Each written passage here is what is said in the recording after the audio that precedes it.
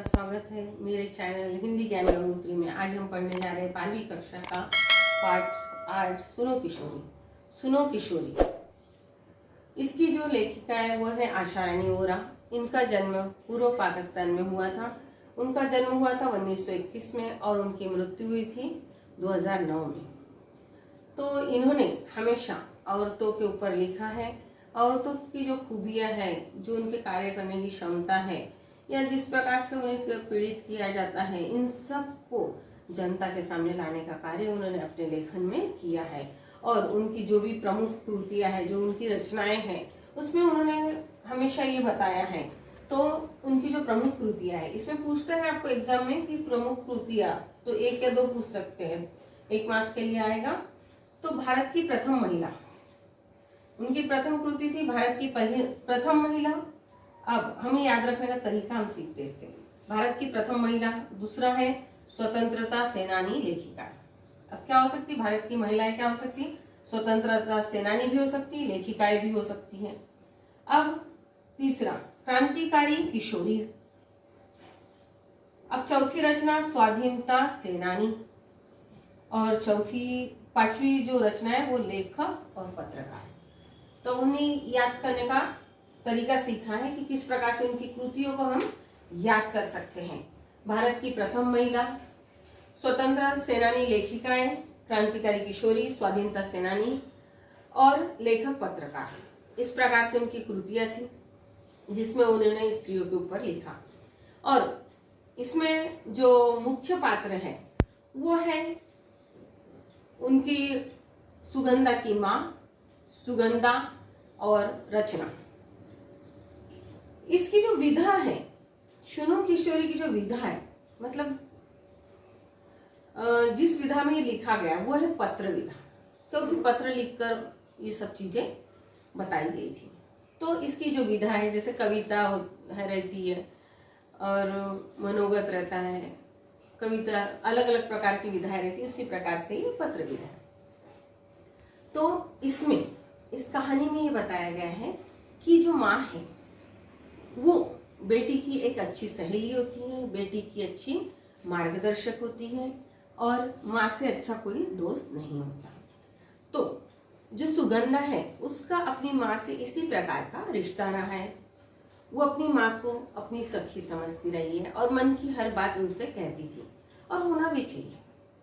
ये शायद सभी के जीवन में है कि माँ से अच्छी सहेली बच्चों की कोई नहीं होती।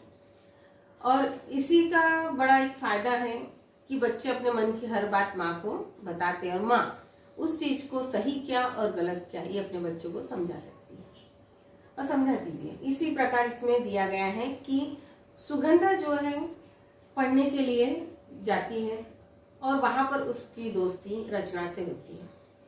रचना उसकी अच्छी दोस्त बन जाती है और रचना के ही कॉलेज में एक लड़का पढ़ता है, वो भी उसका अच्छा दोस्त हो जाता है। रचना मन ही मन उस लड़के से प्रेम करने लगती है और बाद में दोनों शादी करने के बारे में सोचते हैं। तो इस प्रकार का जो रचना का व्यवहार है वो सुगंधा को पसंद नहीं आता और सुगंधा सोचती है कि अभी हमारी पढ़ने लिखने की उम्र है, इस उम्र में उससे अपनी पढ़ाई पर फोकस करना चाहिए, शादी नहीं करनी चाहिए। तब वो अपनी माँ को पत्र लिखकर ये सारी घटना के बारे में बताती है और तब सुगंधा की माँ सुगंधा को पत्र लिखकर ये सब चीजें समझाती है कि आजकल के जो बच्चे हैं वो क्या कर रहे हैं, वेस्टर्न संस्कृति को, पश्चिमी संस्कृति को, उसके मूल्यों को, उसके संस्कारों को अपनाने लगे हैं और बहुत तेजी से इन चीजों को अपनाते हुए वो वहां उस चीज के फायदे और नुकसान को भूल जा रहे हैं। तो इस प्रकार से क्या हो रहा है कि जो वेस्टर्न संस्कृति है उसको अपनाते समय बच्चे अपनी जो संस्कृति है, भारतीय संस्कृति है, उसको भूल जा रहे हैं और उस वेस्टर्न संस्कृति की ओर आकर्षित होकर एक दूसरे के साथ घूमना फिरना, अपनी जिंदगी अपने तरीके से जीना, ये सब चीजों को वो ज्यादा महत्व देने लगे।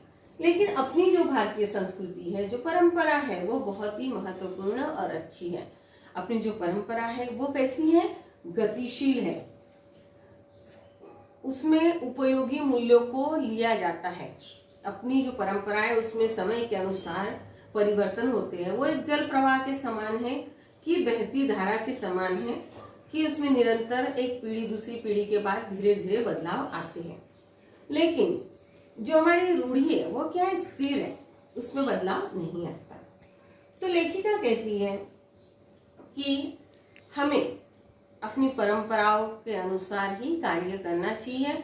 जो रूढ़ियाँ या जिन परंपराओं के कारण अगर नुकसान हो रहा है तो उनमें कुछ बदलाव करने चाहिए और वही समय की अभी की जरूरत है।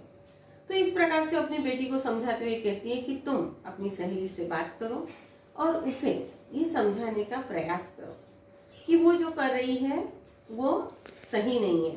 पहले उन दोनों को, अगर तुम उससे कहोगी कि ये गलत है तो तुम्हारा साथ छोड़ देगी, इसलिए उसे इस प्रकार से बताओ कि क्या वो लड़का तुम्हारे साथ 3 साल, प्रथम वर्ष में तुम अभी हो, क्या वो पढ़ाई के अंत तक तुम्हारे साथ दोस्त बनकर रह सकता है? क्या 3 साल के बाद वो तुम्हारे लिए शादी के लिए रुक सकता है?